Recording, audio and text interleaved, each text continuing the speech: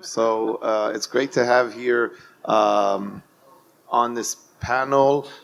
We have here, representatives from three projects that are layer twos. I guess you know me, Eli from Starknet. We have here Professor Ed Felten from, originally Princeton University, and now co-founder and chief scientist of Offchain Labs, which is the team contributing to the development of Arbitrum. And we have Daniel Lubarov, co-founder of Polygon Zero. And I'm going to use my my phone just to go over the questions that we have here. So we'll start by some discussion, and then we'll leave room for questions. So the first question is, how did you get into this whole area of blockchain scaling, and what's your project doing today? So Daniel, do you want to? Sure. Yeah. So before all of this, I was working at Google and just getting a bit bored with the typical engineering problems there, and then I became very interested in zero knowledge and cryptography, and especially with projects like Zero Cash or Zcash, and then co-founded Mirror Protocol with Brendan, and then after a while, we decided that instead of trying to build something completely new that's not compatible with anything else, it's better to focus on Ethereum and provide proofs for Ethereum, and that's when we joined Polygon to build this zkVM at Polygon. So for me, I got into this through academia. In the very early days of Bitcoin, I got fascinated by the proof of work mining algorithm and the question of whether the things that Satoshi said about it in the original white paper were actually true. And that led to an interesting line of research, and that one of my colleagues summed up by saying that this is an algorithm that works in practice but not in theory. So I continued to do work related to blockchain, and at some point I heard about this idea of smart contracts. And I thought this was the coolest thing ever. And it reminded me a lot of the moment when people made the web programmable. And suddenly the web was a very different thing. It became a platform that, as we know, we basically use for everything now. So it seemed to me right away that smart contracts were going to be a huge development, really important, but then not long after, the question arose of, well, how could this possibly be scalable? And so that led to the very early work that ultimately resulted in Arbitrum. The first version of Arbitrum was actually built by a group of students as a course project in the fall of 2014. You can go on YouTube and look at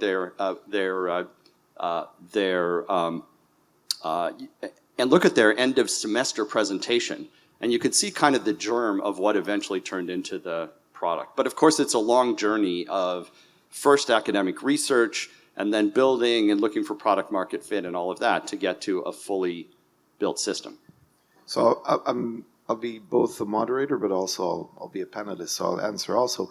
I got it to this thing also from academia, and I was doing first theoretical research and then implementation of proofs, PCP-based technologies. And I was looking for use cases for them. And for a very long time, even as this research was progressing, I dismissed Bitcoin. But at some point, it was really for seeking examples as to what this technology can be applied to. I started eventually looking into blockchains. And then for me, the moment that changed my life and career was a visit to the Bitcoin conference in San Jose, where sort of I had this very strong gut feeling that the technology that I was working on can be very useful in blockchains. And around that time, it was also, Professor Felten and I first met in Princeton because I was giving talks at various academic institutions, and we chatted a little bit about zero knowledge proofs and research and stuff like that. So the next question I have is, so this is a panel about scaling. So can you, LE5, explain like on 5, how your technology works and how is it going to scale blockchain? Let's start with you, Ed. Sure. Okay. So the first piece of this is that you scale by moving as much as possible of what would happen on a mainnet like Ethereum off-chain. But of course, the trick is to do that, to move it off onto the computers of ordinary users, where execution is much cheaper and resources are much more abundant. But you need to find a way of doing that without giving up the security that you expect from a shared consensus blockchain. And so the key question is, how can we move as much as possible off of that mainnet, and while still having an anchor in the security of that mainnet? That's the basic technical approach.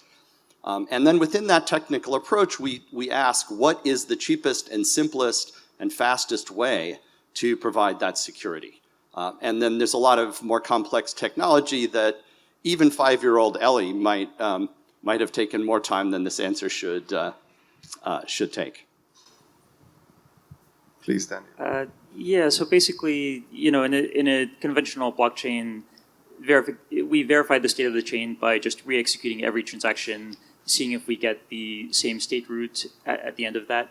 And the idea of ZK rollups or succinct blockchains is just, instead of re-execution, we cryptographically prove that each transaction was done correctly, or that an entire block was done correctly, and here's the state root that results from executing this block.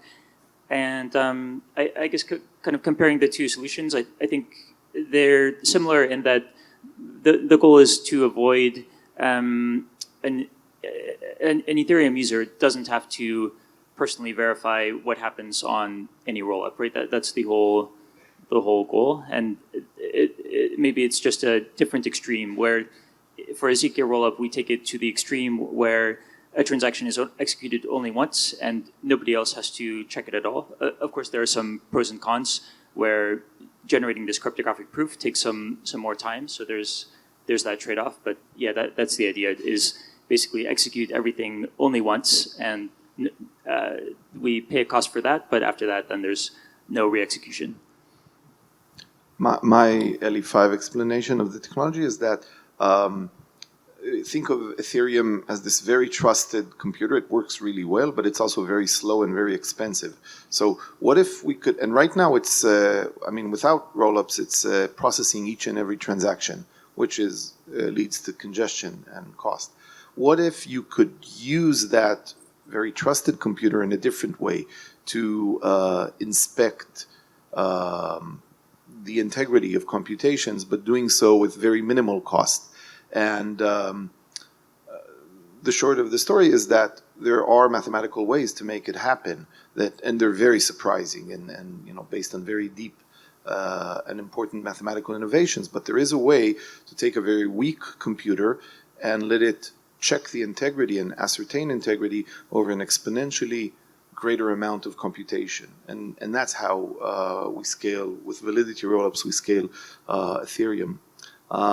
So my question now is to each of you, and then I'll also answer it. Well, maybe I'll start with this one. Like, what is the bottleneck currently, and the pain points, and how will they be solved soon? So I can share our own bottlenecks and pain points. Surprisingly, they're not in the proving technology. So the provers can probably reach today, scale and capacity of thousands of TPS. But our current bottlenecks reside around two things. One of them is the sequencer, which, as its name suggests, it is a very sequential machine. And as you know, we came out with a new virtual machine in programming language, and making the virtual machine and a sequential operation of it fast is our current bottleneck. We recently have improved it a little bit. There are other very exciting projects to improve it even further. For instance, one of them, spearheaded by the amazing Lambda class team, is the MLIR compiler that would take Cairo code directly to x86 instructions. The other pain point is data availability, which sadly, validity rollups actually do very little to solve that problem. They solve very well the problem of computation, but they don't really have much to say about, or not much to compress data availability. So one thing we're doing very shortly is adding the option of off-chain data, but it's going to be a pain point or a bottleneck also in the future, even if we have off-chain data. So that's my short answer to what are the pain points and what we're doing to solve them. Sure. Let's see. I would also identify data availability. Currently, the flagship Arbitrum chain, Arbitrum 1, uses Ethereum for data availability, which is very secure but also expensive. It's going to get cheaper. But we also have a technology that does off-chain data availability through the Arbitrum Nova chain. And eventually, I think we're going to get with data availability where we are for many of the other functions with these chains, meaning that you can get it down close to the cost of just providing data availability commercially on the internet now, right? You can get that down to AWS-ish prices. And I think that's possible. There's not a fundamental barrier, I think, to being able to do that. So that's a problem I think will be addressed over time. I think there's a whole set of issues that I think many of these technologies have to deal with, which is about the user experience and the developer experience. Historically, blockchains have been unusual animals. All of them have been unusual animals, and have tended to use custom technologies for development, custom compilers, and all of these sorts of things. And I think we really need to do more to unify ourselves with not only with the large mass of programmers already out there who are familiar with other programming tools, but also with the tools that they use, because the compilers, the debuggers, the testing harnesses, and so on that are out there are so much better. I'm going to take this moment to give a tiny plug for Arbitrum Stylus, which is designed to address exactly this problem. I'm not up here to show my product, but we did announce it today, and we think it's important, so I would urge you to go and look at it. Let me then just finish up by talking about user experience. It's also the case that blockchain tech is not very user-friendly. If you cut and paste something from one window to another and you leave one character off, it may be that all your money is gone. There are many stages to processes. If you do them wrong, a lot of things can happen. It's very unforgiving compared to almost everything else that users do online. And we need to find a way to make that smoother. And some of that is just thinking carefully about the interaction design. But also, I think we're going to need to do things in the core technology to support a more friendly and less harsh user experience. Daniel. Yeah, so I think with ZK rollups like ours, kind of the expectation is that proving would be slow and expensive, and I think for that we should probably distinguish, like, we have Polygon has a type 1 and a type 2 or 3 prover, and for the type 2 or 3 prover, which is able to modify the state format that the blockchain uses, proving isn't really a huge deal. It's pretty quick. It costs a small fraction of a cent to prove one transaction. For type 1, there are a lot of performance challenges there because we can't change anything in the state format, so we have to prove a huge number of catch-I caches, RLP serialization, and all of this other stuff. But yeah, besides that, yeah, I think overall proving is becoming less and less of the challenge, and now it's becoming more of the traditional blockchain challenges. Things like, how do we need a better client that doesn't have so many I/O bottlenecks, and all of those more classical problems. So my next question is, 5 years out, what is the scale of your technology, and where are the bottlenecks 5 years out, if you had to guess? Ed, do you want to go first? Maybe? Sure. I think what will happen, and I hope what will happen, is that we are all scaling our technologies along every dimension. there's enough space for growth that I think, and this means several things. It means making the individual sort of single-threaded chain as fast as we can make it. And a lot of that has to do with thinking about sequencing and node operation, as well as sustainability issues like state growth. I think we'll be working on all of those things to make that single thread faster. I think we'll also be moving towards some form of sharding or a sort of tightly coupled consortium chains as well in order to get another form of scaling.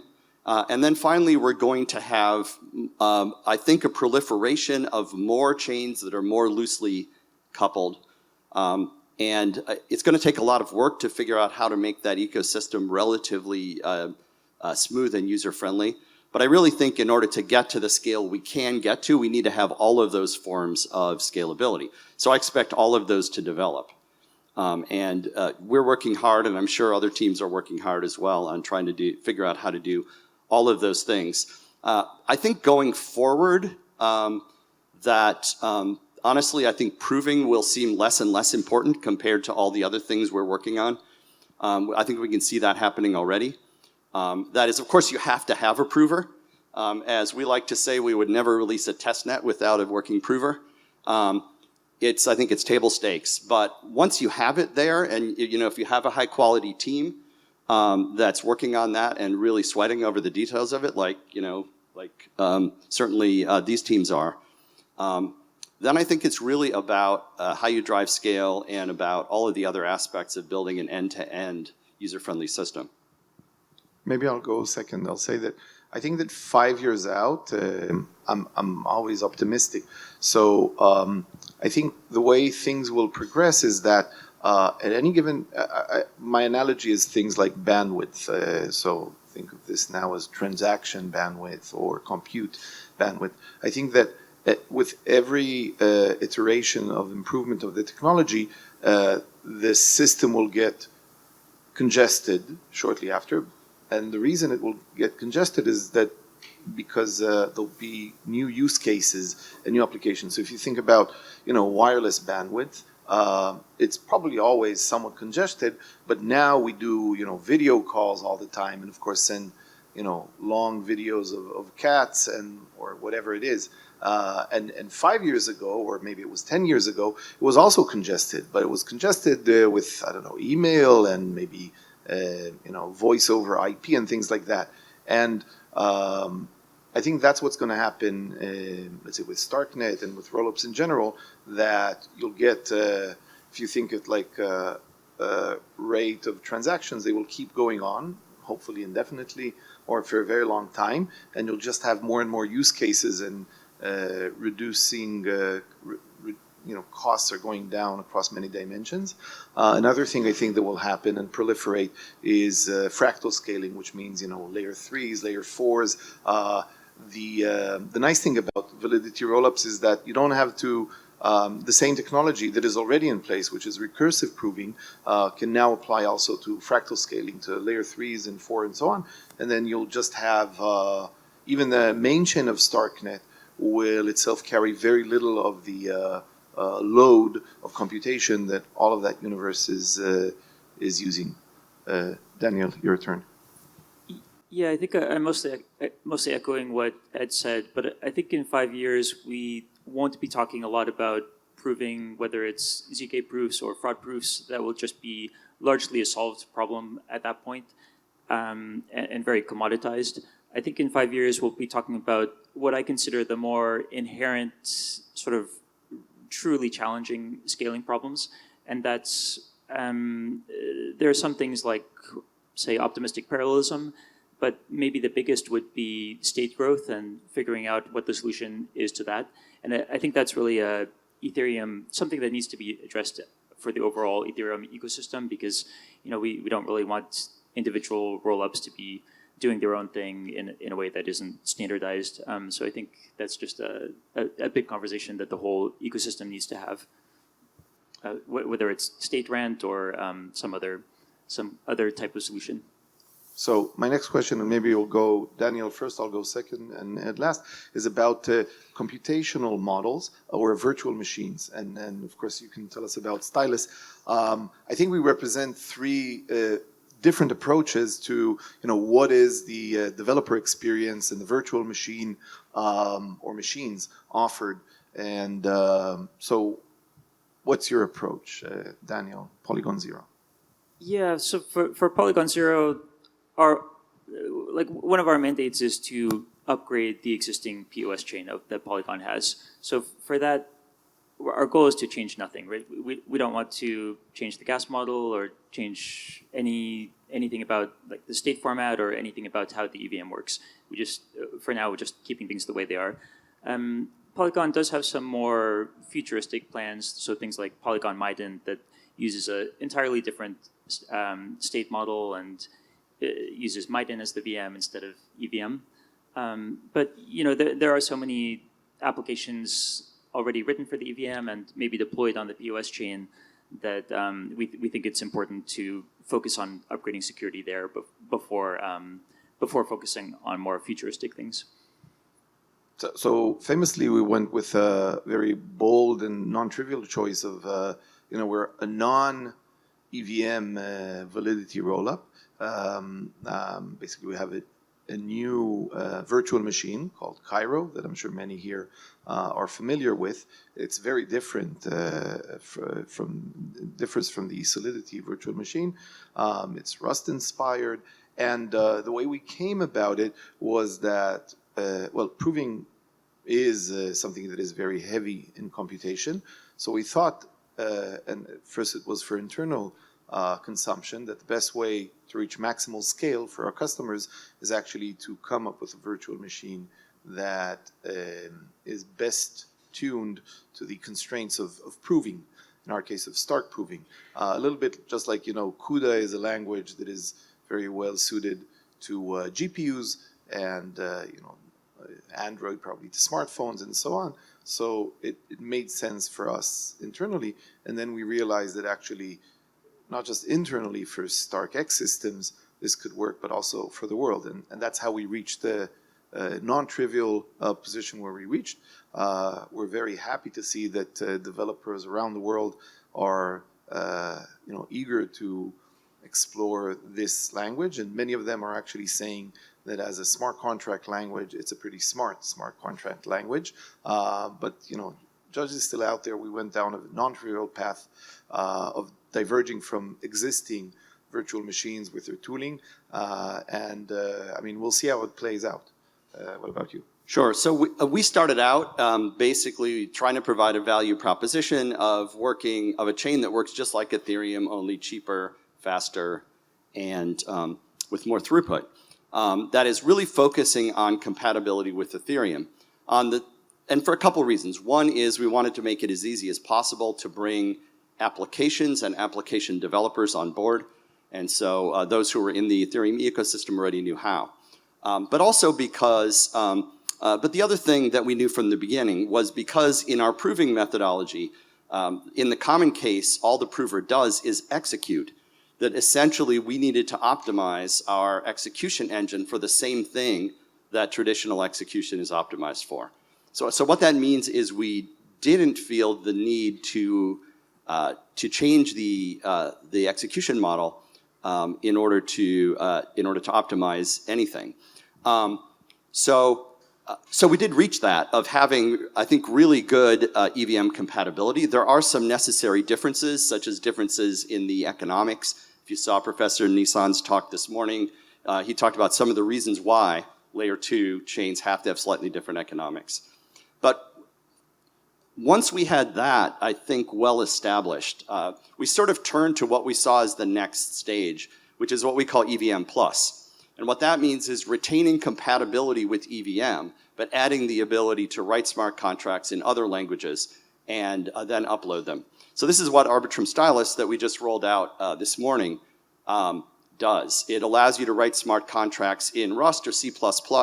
You can compile them to WebAssembly and then deploy them directly onto an Arbitrum network where they can run alongside EVM contracts. They're fully interoperable and fully composable it works the way you would hope. And we really feel like this opens up a new front in the battle to bring more developers into this space. There are about 100x as many Rust developers as Solidity and Viper developers put together. And in addition, the WebAssembly execution engines are much faster than EVM engines. So you get much more familiarity for people, you get a much better performance, and we think this is really a great model. And not just in principle, but but we've tried to deliver it. And again, Stylus is out there. There's a running test net right now, so you can try it. And thank you for your indulgence with the extra time. Yeah. I appreciate the opportunity. Thanks. And congratulations on Stone. That's a similarly impressive step. Thank you. So maybe I'll do one more question, then we'll open it for 5 minutes for questions from the audience. So we're still in crypto winter. So why, and what will the next summer look like? So maybe. Yeah, I think there's a lot of problems that need to be solved. So some on scalability, but also a lot of less technical problems, legal challenges, and making sure that things like what happened with FTX can't happen again.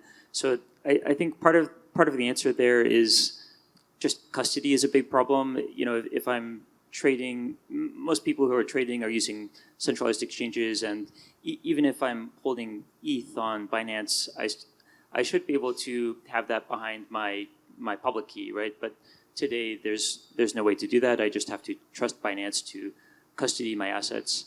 And then I think the other side of that is we need way better self-custody tools. So right now you can use hardware wallets or maybe something like Gnosis, but then say I'm using a hardware wallet to sign Gnosis transactions, and then my wallet doesn't really understand what it's signing, and I think that's a big problem, and just I think that's just one of the huge hurdles that we need to overcome before this can become very mainstream.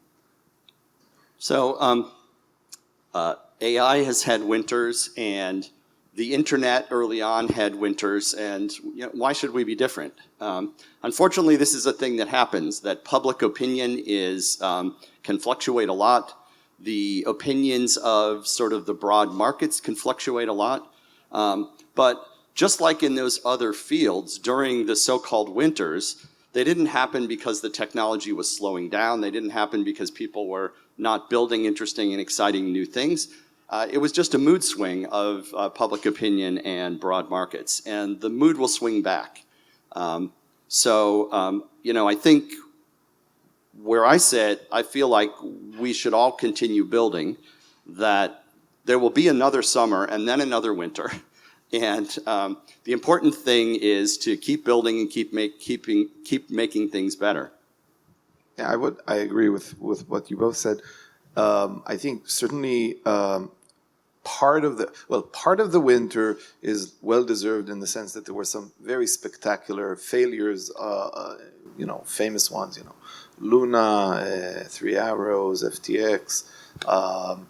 So there was that. There's also seemingly a lot of overreach by certain regulatory bodies, and it's heartwarming to see that judiciary branches are, doing a pushback on behalf of, human society and putting the executive branch in check, and that's also something. I think what's going to happen in the next summer is that because all of these layer 2s are going to already be out there with their scale, is that we'll see a lot of new and surprising and interesting use cases that we can't right now forecast. So now I think we have time for one or two questions. So maybe, or one question from the audience. So, yes. So you guys all enable scalability and autonomy. What apps are you guys excited about on top of the platform? I'll just repeat. What apps we all scale on top of Ethereum? What apps are we especially excited about? I hesitate to name one. We love all our children equally. in terms of areas, obviously DeFi is big. I think there's a lot of room for growth in gaming. Gaming is a really exciting area, and this is one of those areas where increased scale and decreased cost really does. There's a sort of a threshold that the technology can cross, and it just opens up a new type of application. And I think we're basically crossing that threshold about now for on-chain gaming with what's happening with the scaling solutions. Maybe I'll go second and you can close. If I look in the past, I've been following crypto for about 10 years. I always spectacularly failed to notice or predict, the next big thing, be it CryptoKitties or ERC20s, and ICOs or Uniswap and so on and so forth. So the reason I'm saying this, I think the really amazing thing, or these applications that I'm routing for, are ones that I don't know what they'll look like. I think they won't quite look like what already exists. There'll be something different that really massively uses scale, but I don't know what it's going to be. Yeah, I had a similar thought. I think it's maybe the creators of Ethereum, they were just trying to build something very general where they had no idea what would be built on top of it. And I think that's very exciting, that kind of unknown and unpredictability. And I feel the same way about some of the ZK tools that we're building, where we're building these very general tools that could be used for this or this or this, but we really have no idea which ones will take off. And that's the fun.